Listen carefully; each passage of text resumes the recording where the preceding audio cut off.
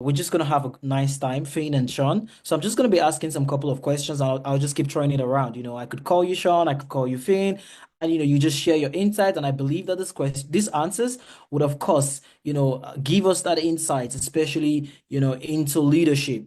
And of course, just share with us your experience. Some of them might be very emotional questions, if you don't mind. Some of them might be questions that would really help us understand your entrepreneurial journey, especially in terms of leading, right? And of course, to start with, I would go for Sean. I'll start with Sean. Let's do All it. right. So, my first question for you is, you're a Nigerian American, Yes. right? And I believe that your goal is not just national, it's not continental, it's global. With the difference in the diverse Nigerian American thing, how do you still ensure that regardless of race, regardless of where you are, regardless of how far people have come before you, regardless of the community that you find yourself, you still ensure you come top as a leader? This is a great question. I think I've had the pleasure over my career. I worked with a lot of teams overseas. I even moved out of the country.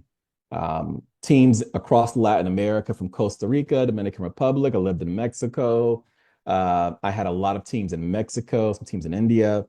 And the one thing I've noticed is that we all want the same thing globally. We want a better environment for our families. We want to be able to provide, and we want to be safe. And a leader can be a leader in any environment. It doesn't matter what race you are, what background you're from, but it's important to have diversity. And what I mean is not just diversity in race, but also diversity in mindset and culture and socioeconomic background. So I think as a leader, it's important that you respect and try to understand your team and their background as much as you want them to understand yours. You can't be a dictator. You have to be a servant leader, but really give value to them by understanding what is something you bring to the table. For example, when I became an executive for the first time, I was 28 years old and I was always the youngest guy in the room. My peers were at least 30 years older than me. And I typically was the only black guy in the room. But the one thing I learned was that I could be a bridge between generations. Whereas at the time, being a millennial, we were kind of looked at as lazy and we wanted to do work a little bit differently. But my peers, they were more advanced, they had experience, they wanted to work hard, but they didn't understand that the workforce needed to change, the culture needed to change. So being able to be a bridge in between and have that understanding gave me an advantage. Now that I'm a little bit older and we have the younger demographic, I think it's important that even as a leader, you're learning from them because how we did business 2 or 3 years ago, really since COVID, has changed dramatically. So if we keep our eyes and ears open and respect not just where you're from, but also respect the fact that you are in your youth, I think we can have more success. So I just believe that leadership is leadership regardless of where you are or where you're from. Great stuff. Thank you. That was very amazing. I didn't see that you had, it felt like you already knew the question I was going to ask you and you already had your answers prepared. Thank you for sharing that. Thank you. That was really amazing. Of course, because of our time, I'll just keep taking it, very, very quickly. And I'll call on Finn. Finn, there's a question I want to ask you. And normally I thought of Yes. asking you towards the end, but I mean, I could go hot right now if you don't mind. I'll Yeah, yeah, just yeah. take Let's go. Let's go for it. you know, I realize that you do not really have, age to your advantage when it comes to leadership positions, Yeah. right? And at the same time, you still have to lead. Sometimes we feel like if we're not 40, we don't have to be the CEO of that company. We don't have to, we just think that sometimes these things only happen to the adults or, people who are way better. We tell ourselves things like, just take your time to grow. You're still learning. You still got age on your side, stuff like that. Saying that you have to do double the work, just because you understand that age factor, right? Why do you think you had to do it? And why was leadership necessary for you at this Mm. age or at that time? Why didn't you just wait? Like, I mean, just keep growing and, get to that point. Yeah. So I think there's two things in that. I think being a young founder, it presents challenges, employing people that are double your age and trying to gain respect can be somewhat difficult. And I think some people who are maybe older or have massive experience and have a strong reputation, they can do that and gain power through what they say. But having no experience, which is what I had when I started my business, and having no reputation, I had to create respect through what I did. So it was through my actions rather than my words. And, over a period of time, people learned that I knew the ins and outs of both the industry and my business. So there wasn't one conversation that I couldn't have confidently. And that creates that sense of, I think, respect and trust and confidence that your staff and your team need to have in the leader, regardless of age, regardless of experience. And I think I developed that through, you mentioned earlier on, sort of that unparalleled work ethic, which I had. I was in the office from 6 a.m. and I left in the early hours. I was working over 100 hours a week for the first 18 months of my business. And people just saw me as an absolute workhorse where, yes, approachable, but at the same time, if they were concerned and didn't have the answers, there was someone to go to. And I was very nervous about, recruiting people that were older than me, that had more experience than me. And this is the second thing I want to go into. But I think that is the exact job of a director, of a business owner. You've got to try and find your ability to succeed in business is dependent on the quality of the people that work for you.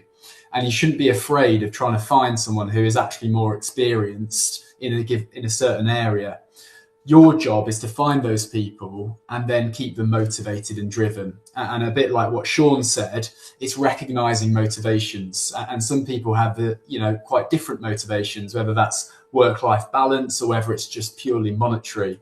But I think they're the two things I would say from my learnings in my business is one, it's about gaining respect through what you do rather than what you say. But at the same time, the role of recruiting and the role of a leader in general, as that's sort of what this is about finding better people than you and finding their motivation so that you can align on a common objective. That is the goal and the role of a successful leader. Great stuff. Great stuff. Great stuff. That's really deep. And so I'm still gonna come to you, so stay with me a little bit. I'll come to Sean very shortly because I heard something that started making me think, most times as a leader, you want to have sort of traction.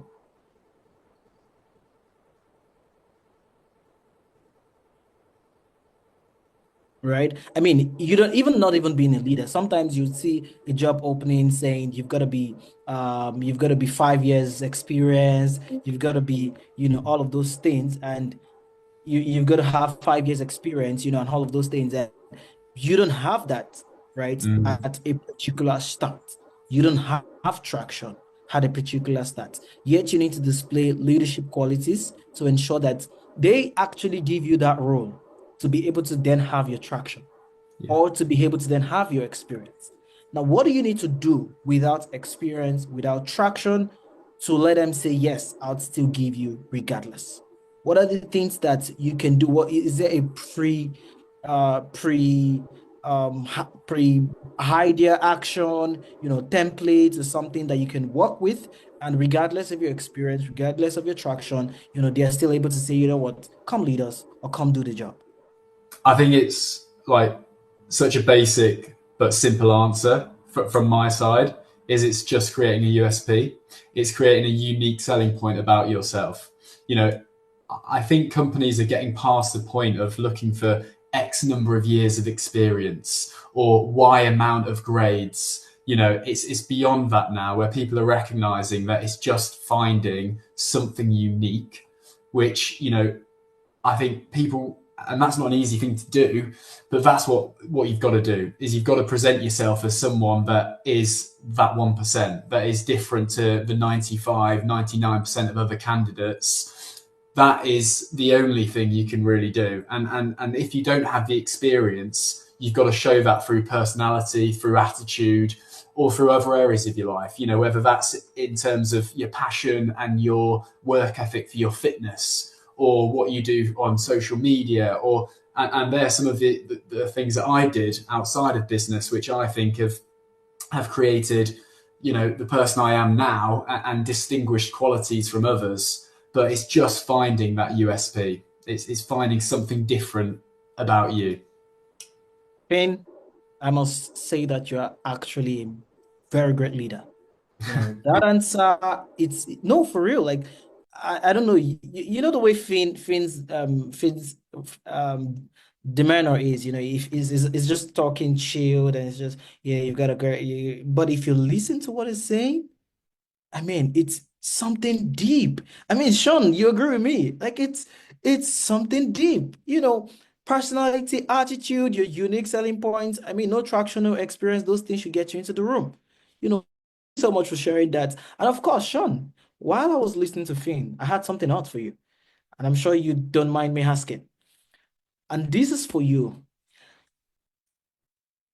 From your profile, you talk about being homeless and dropping out of high school, and someone moving from there to becoming a leader. In what way did these things influence you and shape the way you lead? So this is something that I didn't talk about for years in my leadership journey because of insecurity. I think we all want to look perfect on paper, especially with social media, right? We want to make sure we put our best self forward. But I learned that when you're open and transparent and vulnerable, you attract the people that are just like you. Because a lot of times you'll walk in rooms and have imposter syndrome.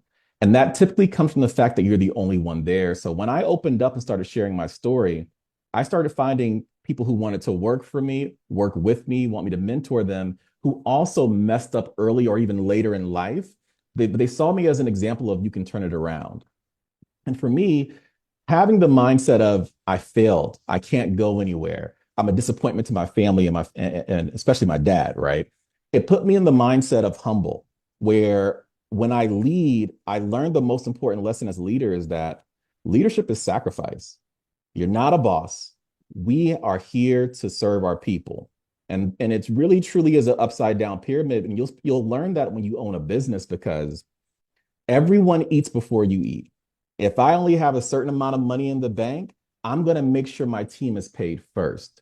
So by already having the mindset that I'm the least important, but I have to add the most value, it put me in a position where I could use the areas I failed to add to the team. But then it also taught me something. I've always been very intelligent, and I messed up in school for various reasons.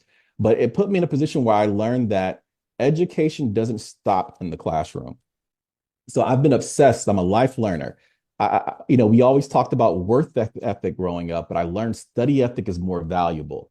We have so much information at our fingertips. So the areas that I was insecure in, to Finn's point, being that insecure new leader, leading team of people who are more educated, who are older, I had to constantly find myself studying. So I didn't listen to music. I didn't listen to the radio. I was constantly listening to podcasts, reading books, because I learned that what you absorb is what you become. So if I wanted to learn more about how do I get better at marketing, I would study marketing all day. And now I'm speaking their lingo. I know where the industry is going because I'm constantly feeding myself. So it put me in a position where my weakness became my advantage, because I'm not walking in the room thinking I'm all that. I'm walking in the room always feeling like I need to study more. I need to make sure I put others before me, and I need to add some value. Thank you so much. Thank you so much for that. I was almost getting lost. But of course, I still want to stay on you. I still want to ask you one more question before I, give it on to Finn. And I want to ask you what the hardest moment in your career was, especially, Mm. and how did you go get through it? So the hardest moment in my career was when I got my first director role. And what made it tough for me was that I just moved back to the country, and we were at a point where, we had a business on the side, but it wasn't doing well. Because even as an executive or as a leader, I've always had my own business. I just believe you should always do both things if you can.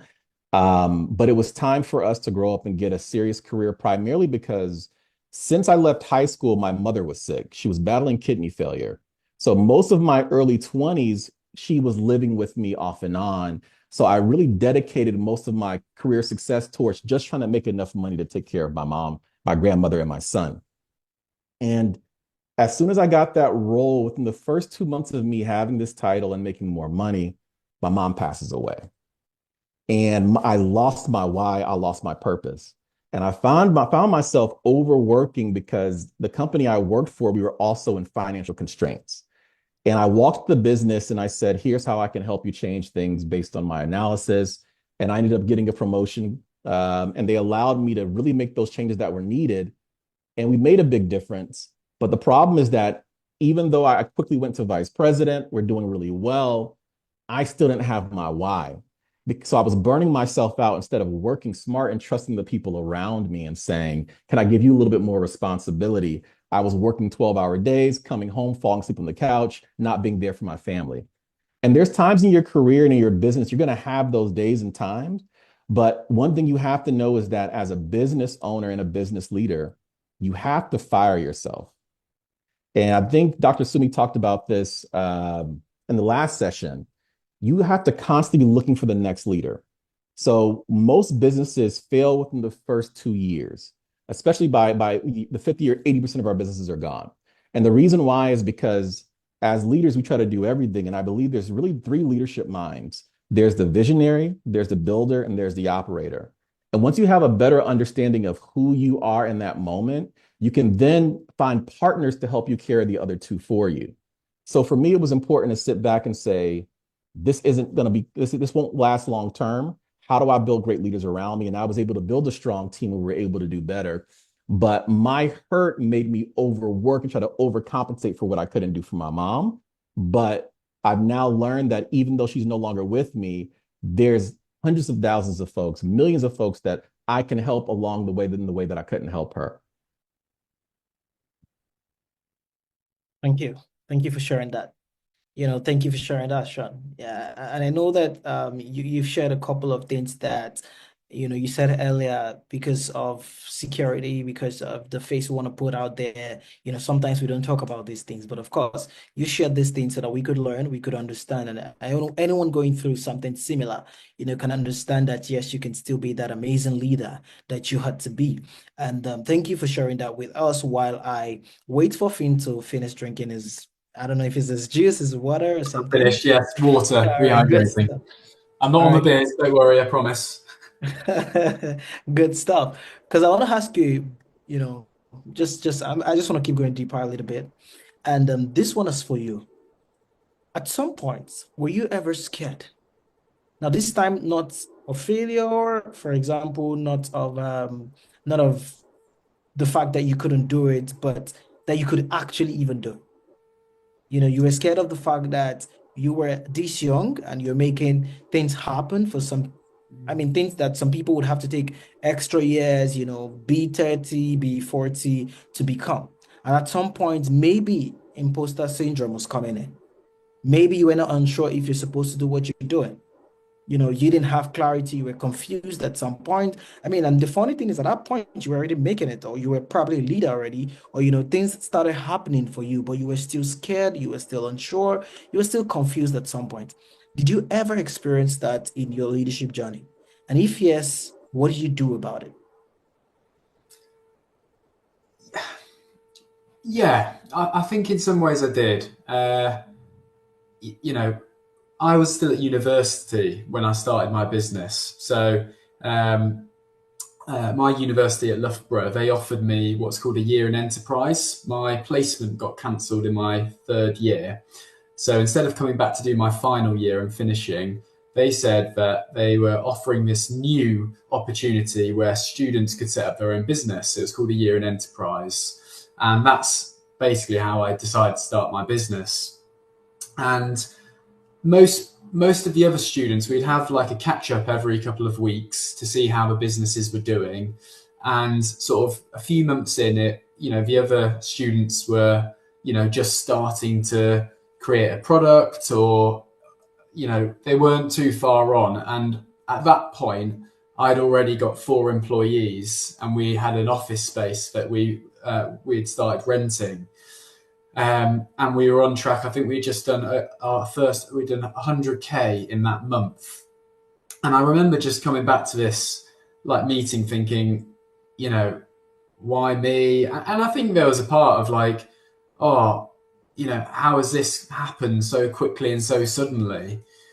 And I think sometimes you can feel like, oh, you can get confident and think it was down to you, but really there was a lot of luck my side, and that I guess inferiority complex came into play, where I just thought, you know, I don't deserve to be here really, and what am I doing? You know, I can't do this. All these people I'm, you know, employing are better than me, more experienced than me, and I think it was only really because of how busy I was that it didn't affect me too much, because I was so busy in the doing that none of it could get to my head or go to my head.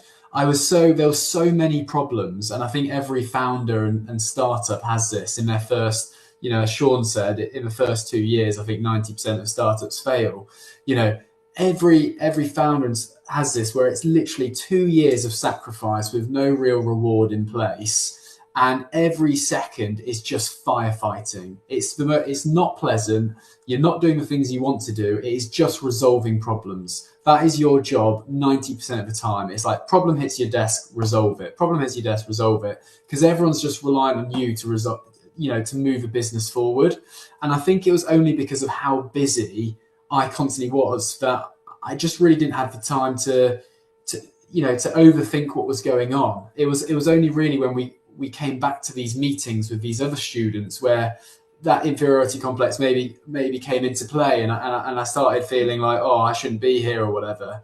But, you know, day to day, I didn't feel it, because I was just in the, you know, I was sinking and just trying to stay afloat. Really, that's what it was. And again, from the other angle, I never really felt like, oh, wow, I'm amazing or great at this, because for literally 5 years still, every single penny that the business makes goes straight back into the company. It's reinvested. So I don't have a fancy car, or I don't spend much money on myself.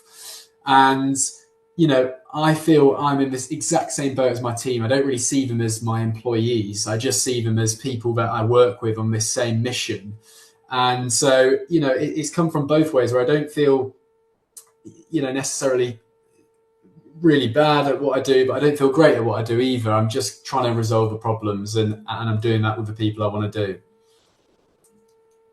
Amazing, great stuff. I feel like that's a bit confusing maybe, but I just wanted to kind of explain the thought process and kind of where I was up to. But, you know, I think when you start, you're just so busy that you don't have the time to think about anything else other than what you're doing. Thank you so much. That was well said. You know, you got the word right out of me, Sharon. You know, that was really well said, Finn. That was really well said. You know, and I think that you just also spoke to me, you know, because of course I also had a lot of stats of, you know, doing things that was pretty young, you know, youngest chief of staff, you know, all of those things. And at some point, I think one of the reasons that I didn't know what was saving me, you know, all the while, and I think it was just being busy. You know, it was just being having something to do, trying to, you know, put in that work and just trying to make the dream come true and, you know, focus on the goal. And that's something I believe someone here should, you know, really hold on to and really listen to. There's a saying that says, an idle hand is the devil's workshop. You know, so when you have something that you're doing, you don't have time for other unnecessary thing, you know, to come right to you. So thank you for sharing that with us. And, you know, one of the things I also saw about that answer is the answer was actually very honest.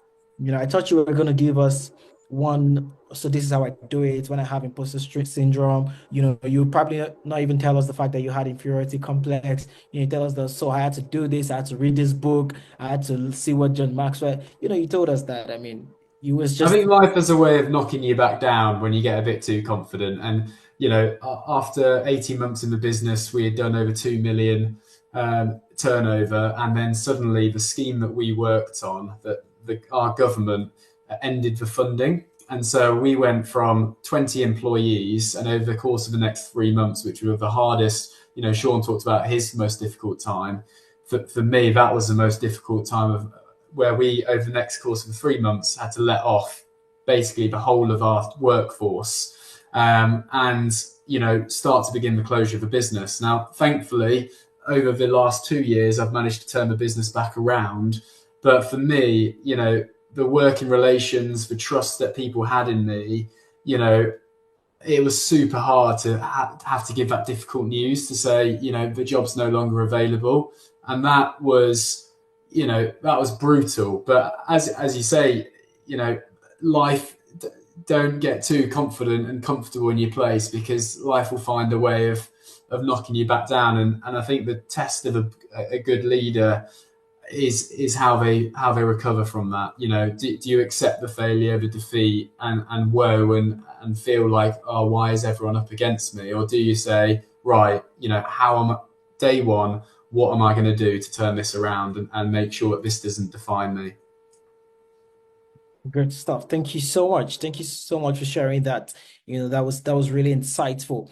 So, Sean, I've come to you again, and this time around, you spoke to us earlier about your hardest moment. This time around, I want you to speak to us about your greatest mistake. The greatest mistake you've made in business or as a leader, and what did you actually learn from it? What would you do differently subsequently? Absolutely. So a few years ago, I had a real estate development business where we were rehabbing homes and reselling them. But then we also started getting into adding second story additions, doing new construction. And my biggest mistake was trying to grow too fast, too soon. I think a lot of times we think because if I can get enough money, if I can raise enough capital, I can go ahead and put it all in this business and we're going to launch and go extremely fast. And the reality of it is having too much money sometimes puts you in the wrong mindset, because you think you can spend your way out of issues, but you can't spend your way out of issues. It's better to think your way out of issues and be more scrappy. So what we ended up doing was we purchased a property that we were going to work on that was already going to be a heavy project. But then I had another opportunity come to me last minute. And it was one of those deals where it was, hey, if you buy this property, you'll be able to do 2 different units on it and the profit will be substantial. Well, we decided to move forward with it, but I brought in 2 investors with me. And at the time, I had done everything on my own. But when you bring in investors into your business, there's a different level of responsibility, because now it isn't just me paying my team and making sure they're okay. It isn't just me taking care of my family. I also want to make sure I'm taking care of my investors. So once we went into the project, things went wrong. The contractor that I was working with, he had a life issue and he just wasn't himself and he wasn't working at the pace he needed to. And what ended up happening was we ended up sitting on these properties for several years, lost hundreds of thousands of dollars. And what I ended up doing was funding the payments of the mortgage on my own. Even though my investors were on the hook, I wanted to step up and say, I'm going to go ahead and bootstrap this issue because this went wrong under my watch. And even though contractually I didn't have to do it, sometimes you have to do the right thing as a human being to make sure not only you're maintaining your relationships, but you're also maintaining your values and your characteristics. So that lesson taught me, I'm proud of what I did to this day. I will always take care of my investors. I will always take care of my team first, but I'm not going to rush to grow. And I'm not going to reach for a bunch of cash when I don't need it. I'm going to go at the right pace, take the right amount of steps. That way, in the long run, we'll be more successful. Thank you so much for sharing that with us. But I have a personal question, and this question just came to mind when you were speaking. I understand that the thin line between being employed and being an employer is adding value. Yes. I understand the thin line between confusion and stability is consistency. I also do understand that the thin line between, faith or that's moving on or being patient is being slackened. At what point do you understand, you're saying don't bite more than you can chew, be careful to grow, I mean, if I take that information, there is a tendency to actually get slackened. There's a tendency to be lukewarm. How do I balance that from still being energetic, still being hardworking, still being vision driven, without compromising on the fact that I'm not, going too fast or going too much? You know, there are three key things I believe that in order for you to be successful in your business career and your employment career, leadership career, you have to, for one, make sure your career tells a story. And then that just means gain experience, gain as much experience that ties together as possible. So if I went into real estate, can I go into mortgage lending? And now I still understand the same industries. Number two is study ethic. Know your stuff, know what you're talking about, know how to analyze. But number one is risk taking. So I don't want to give the wrong impression that you shouldn't take risks. You have to be able to bet on yourself and take chances. The key is to know when you're overstretching when you don't have to. And what I mean by that is if you know that in order for me to be successful at my specific project, I have to do A, B, and C, don't skip doing B and just do A and C and think you're going to get the right outcome. Still take those risks, but educate yourself on what you need to do to be successful, especially when you're raising capital, because you want to make sure that your investors know that every deal is not going to go well. They already know that. But doing your best to do your due diligence and then also to be able to communicate when things are going wrong, you'll do fine. But always bet on yourself. But I just learned that if I'm at a position where I have my own doubts, then it's a problem. But we all know as founders, as entrepreneurs, we see our vision, we see our goals, we know what's possible, we have faith. Act on that. Don't be afraid to take that first step, because once you take that first step, you'll then learn the next and the next, and you'll build up momentum over time. But don't say, I have a bunch of cash in the bank, let me just go ahead and spend it to solve this problem. Still find creative ways to do so. Find strategic partnerships that can help you and have business advisors there with you, because you try to do it all on your own without getting insights from somebody who's already done it, you're setting yourself up to go through a lot of hurdles you don't need to go through when you can get some help. Great stuff. Thank you. Thank you so much for sharing that with us, and of course for allowing me ask, follow-up questions too. So I'm just gonna ask a question for Finn. And that would also be, it popped up in my mind, when you agreed to what Sean was saying, because that was very deep. I didn't know that. It said the first thing is taking risk, right? But he had said a couple of things and still made that the first. I was like, okay, amazing. Because I mean, how are we supposed to even take risks? If you had not mentioned that, that would have been my next question. I would have still stayed with you, but it seems that Finn has always had, certain information that has guided his leadership journey. But is there a particular information that you wish you knew earlier?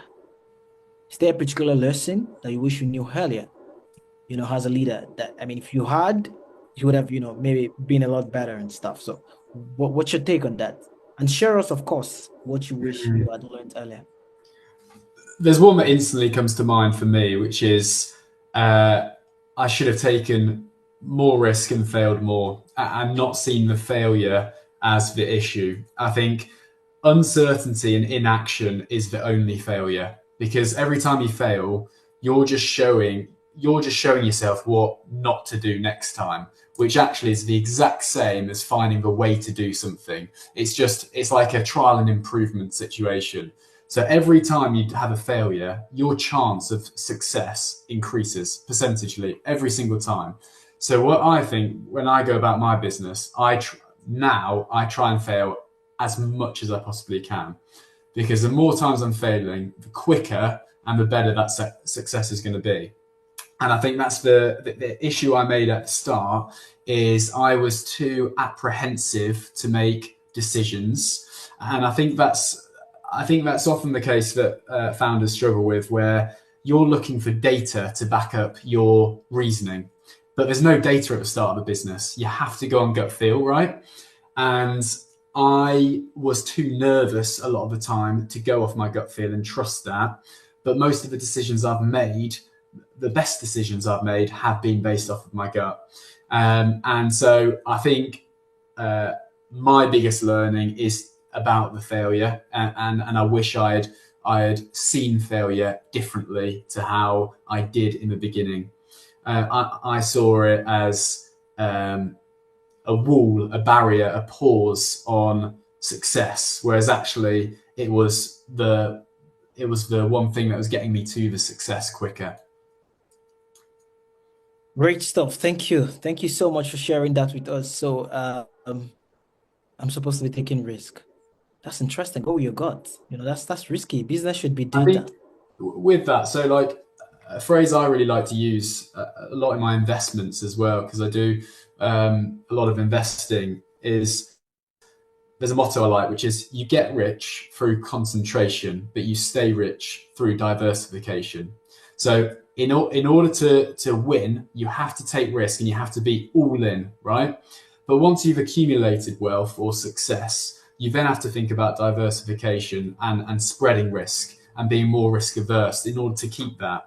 And I've made a mistake before of not being concentrated enough in the beginning, but then also when I've built success, not being diversified enough to keep that success and actually being too risk on. So I think that's something for everyone to really think about, is at the start, go all in, put your money where your mouth is, all your time into one area and build that one area. Once you've built that area, you really quickly have to think about diversifying to stop the risk of that one area slipping or there becoming issues with it. You've got to, and that is, it's really hard to find that balance as to when that moment is. But I think that would be a learning that, yeah, I found definitely. Great stuff. Thank you. Thank you for Can I sharing touch on that. that too? Can I Yes, touch on please. that too? Yes, please. So I love that you said that, Finn, because a colleague of mine who owns his business, we had the same conversation yesterday, but in regards to your customer base. If you have one or two very large customers, you put yourself at risk, because if you have customers that own 50% of your business, once they're gone, your business is gone. So if you're doing a B2B type of business, try to make sure no matter what happens, no matter how good things are looking in your business from a revenue standpoint, continue to sell and make that big client a small percentage of your business. So don't get comfortable, because when you start having all of your eggs in one basket, the world can change tomorrow, or that company could go down, and now you don't even have your biggest revenue stream. And I think Sean and I are saying the same thing here, is that you have to focus on that one client, that one customer to begin with, make them into a big client. But once you've built that relationship, you've got to quickly move on and think about developing the other clients and building that portfolio. Amazing, amazing. And I think my feedback on this is to say God bless you, the both of you.